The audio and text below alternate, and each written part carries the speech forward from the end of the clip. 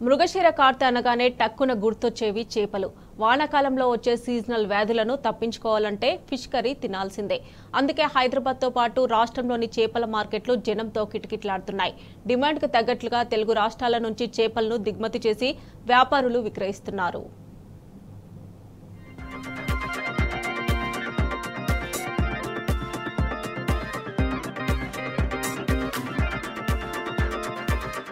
మృగశిర కార్తె మొదటి రోజు చేపలు తినే ఆచారం మనకు అనాదిగా వస్తుంది.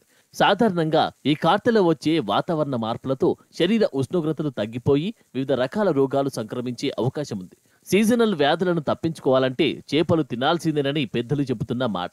దీంతో మృగశిర కార్తె రోజున ఏ ఇంట చూసినా ఎక్కువగా చేపల పులుసు దర్శనమిస్తుంది. లేదంటే చేపలతో కూడిన వెరైటీ వంటకాలు గుమగుమలాడుతాయి. అటు ప్రజల డిమాండ్కు అనుగుణంగా రాష్ట్రంలో వివిధ జిల్లాలతో పాటు ఆంధ్రప్రదేశ్లోని పలు ప్రాంతాల నుంచి వ్యాపారులు చేపలను దిగుమతి చేశారు.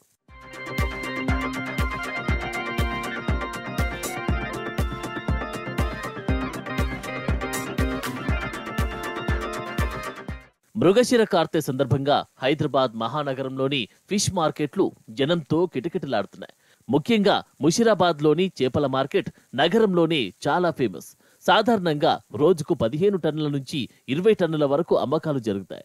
ఇక మృగశిర అంటే చేపలకు ప్రత్యేక రోజు కావడంతో 2 తెలుగు రాష్ట్రాల నుంచి సుమారు 50 నుంచి 70 టన్నుల వరకు దిగుమతి చేశారు. కేజీ కొర్రమీను చేపలకు 400 నుంచి 500, ఇతర రకాల చేపలను 100 నుంచి 250 రూపాయల వరకు అమ్ముతున్నారు. మృగశిర సందర్భంగా వీటి ధరలు మరింత పెరిగే అవకాశాలు ఉన్నాయని ముషిరాబాద్ చేపల వ్యాపారులు చెబుతున్నారు. రాష్ట్రంలోని వరంగల్, కరీంనగర్, నిజామాబాద్, నల్గొండ, చేవెళ్ల జిల్లాలతో పాటు ఏపీలోని పలు ప్రాంతాల నుంచి చేపలను దిగుమతి చేసుకున్నట్టు తెలిపారు.